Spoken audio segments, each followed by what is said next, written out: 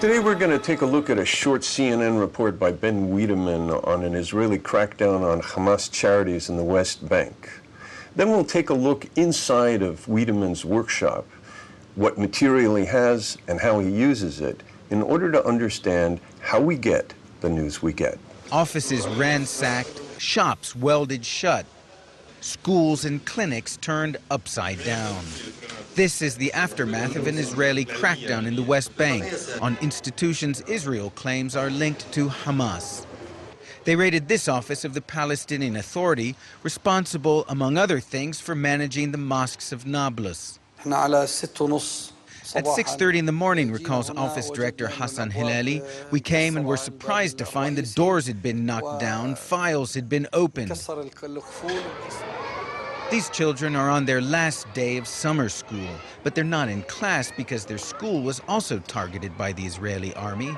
Much of the equipment hauled away in two separate raids. Our operation is meant to damage Hamas. Hamas is working with different charity organizations and businessmen under a guise.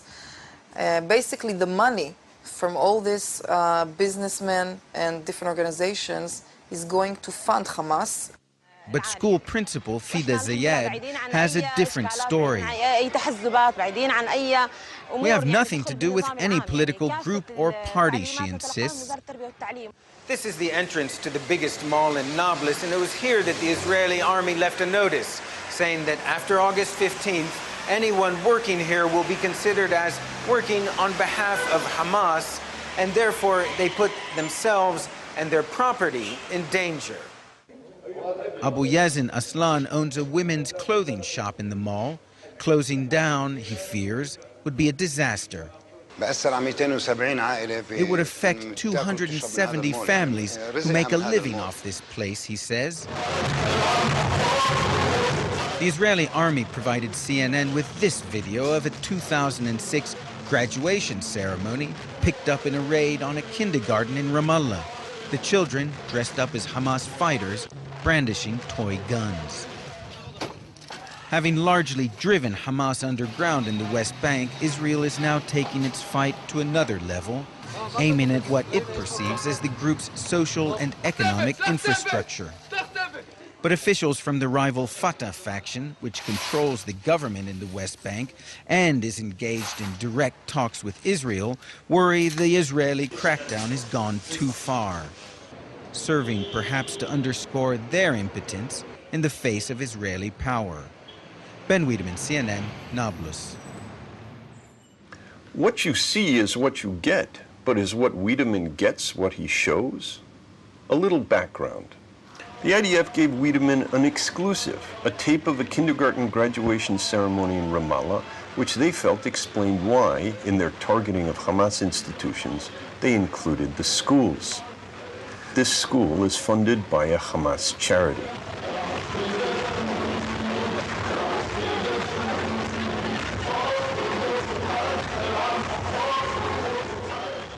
Now let's go back and see how Wedeman used this tape in his report. These children are on their last day of summer school, but they're not in class because their school was also targeted by the Israeli army. Much of the equipment hauled away in two separate raids. Our operation is meant to damage Hamas. Hamas is working with different charity organizations and businessmen under a guise. Basically, the money from all these businessmen and different organizations is going to fund Hamas. But school principal Fida Zayed has a different story. We have nothing to do with any political group or party, she insists. This is the entrance to the biggest mall in Nablus, and it was here that... What? That's it on the school issue? First he gives us the IDF claim and then tells us this Palestinian school teacher disagrees, and that's the end of it? She said, she said? No footage from the graduation ceremony? What if he had shown this teacher that graduation ceremony and asked if she had similar ones at her school, or if her school is funded by Hamas charities? Is it possible that this woman has a different definition of political from that of most of CNN's Western audience? that in these matters she's not particularly reliable? Nothing in Wedeman's report even hints at such a possibility. The Israeli army provided CNN with this video of a 2006 graduation ceremony picked up in a raid on a kindergarten in Ramallah. The children, dressed up as Hamas fighters, brandishing toy guns.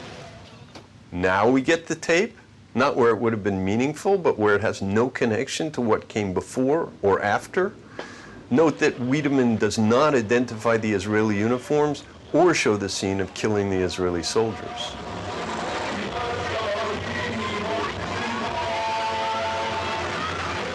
So what we have here is a fairly typical example of cramming the Arab-Israeli conflict into the Palestinian David, Israeli Goliath frame. Start with scenes of Israeli-caused damage, show kids playing innocently on the playground, give the Palestinians the last word on she said, and then, paraphrasing Palestinian sentiments, draw conclusions that essentially mirror the Palestinian narrative. But officials from the rival Fatah faction worry the Israeli crackdown has gone too far, serving perhaps to underscore their impotence in the face of Israeli power. Why would Wedeman do this? Well, for one thing, it's part of his open agenda. For him, the Palestinians are the innocent victims of Israeli aggression.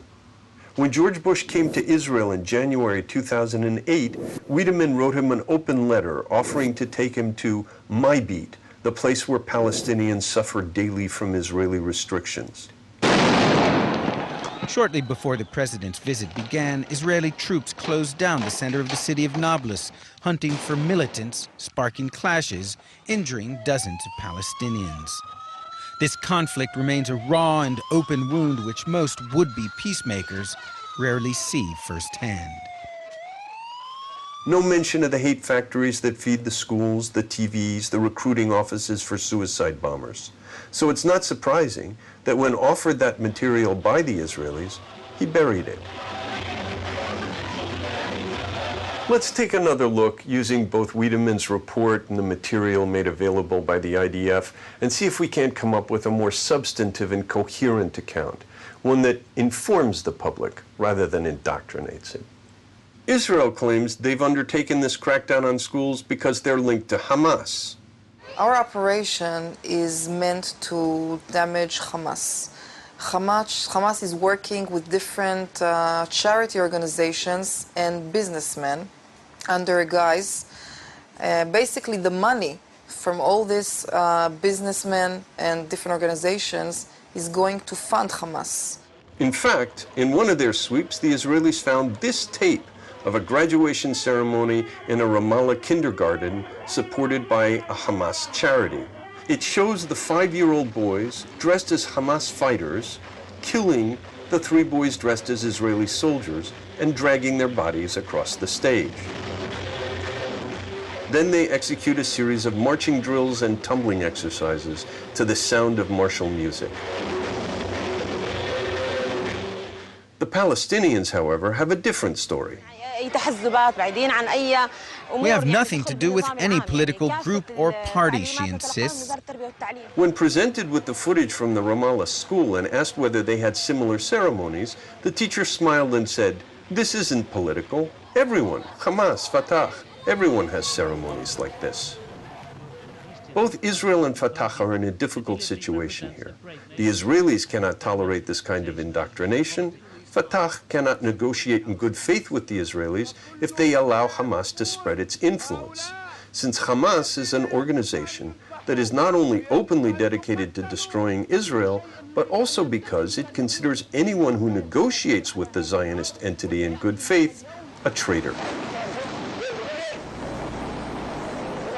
In such bleak conditions, everyone can be expected to make mistakes. بسملة انتي تعرفي اليهود؟ بتحبيهم؟ لا ما بتحبيهمش ليه؟ كده عشان هم ايه؟ At least Wedeman is open about his sympathy for the Palestinians and their plight, but does this give him the right as a reporter to bury negative information about them?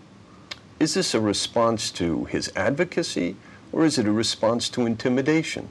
What would happen to Wedeman's freedom of ability to report from the West Bank if he started to tell us about the less attractive sides of Palestinian culture? As a reporter once told me, every day she has to balance her loyalty to her sources with her loyalty to her audience. Just what kind of balance has Ben Wedeman struck? This is Richard Landis from The Second Draft.